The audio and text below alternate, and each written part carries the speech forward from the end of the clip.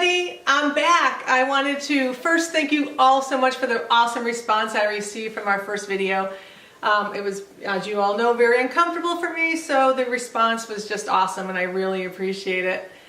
March is MS Awareness Month, and I want to share my story about how I was affected and diagnosed with multiple sclerosis 13 years ago. So let's get right into it. So it's the summer of 2006, July to be exact.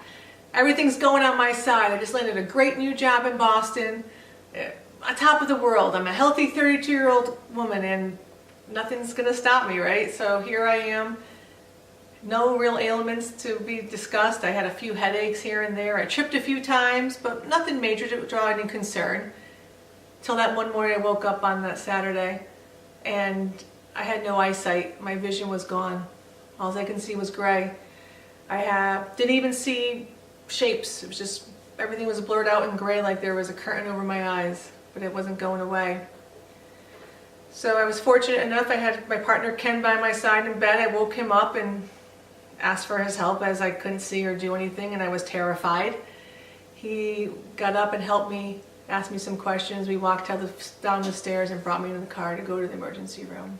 So on the way to the local emergency room, Ken was asking me a bunch of questions and trying to figure out what the heck was going on. Why would someone wake up, go to bed with a headache and wake up with losing their eyesight, and trying to solve that mystery. I didn't hear a word he asked me or understood what he was asking me because I had a bunch of questions myself. I just wanted to figure out what was going on in my body. And I went to the emergency room. They rather quickly admitted me and did a round of testing, an MRI, blood tests, all that stuff that they would do to figure out a diagnosis of any type. And still had no eyesight. I got admitted into my room. Ken called my family, my sisters and my parents, and they all showed up from Connecticut to support me. But the mystery was still there. The fear was still there, and the urgency was still there. So I'm in my room, still have no eyesight, and we're not even have a diagnosis at this point. I did meet my physician, Dr. Ross, who was, paramount in my process and was my physician for the next 10 years of my therapy. However, here I am in the hospital, have no eyesight. Everything is still gray, very concerned. Everybody's elevated of urgency. They gave me a salmeterol steroid drip in the hospital, pretty much constantly, maybe not constantly, a couple hours a day. That really was to get the inflammation down in my body, to hopefully allow my eyesight to come back and for me to gain my vision. That was taking place. It wasn't until day 3 where I actually started seeing shapes again and the gray got lighter, but it was still, I still had no eyesight on day 3. So here I am, day 4, this whole process, and things are looking up a little bit. I can see some color and I can see shapes, and I'm getting hopeful and a little light at the end of the tunnel.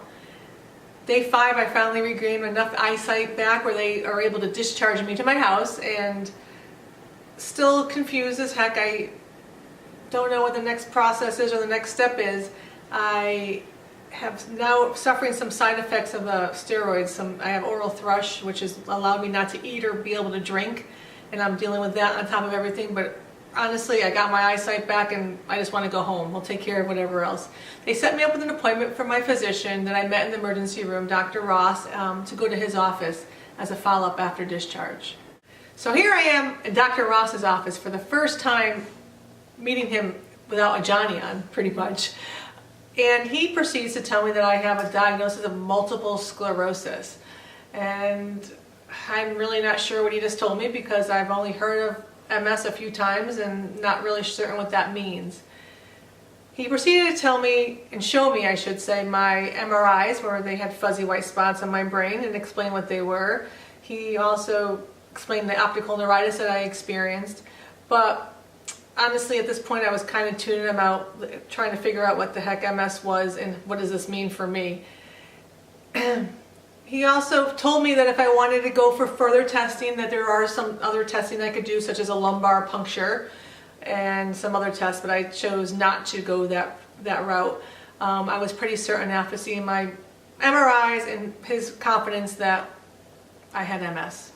I remember sitting across the desk from Dr. Ross with Ken, and him telling me about once he told me about my diagnosis, thinking, I have no idea what the heck this guy just said to me, what my next plan of action is. I remember thinking, what about my new job I just landed? Am I going to be able to work again? I remember thinking, what am I going to do? What am I going to do? Where does my life go from here? As he finishes talking, I say to Dr. Ross, quote unquote, I looked him in the eye and I told him, I'm going to be the best MS patient you ever had.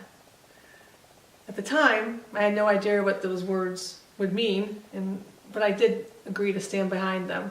I was determined to be the best MS patient that Dr. Ross has ever had.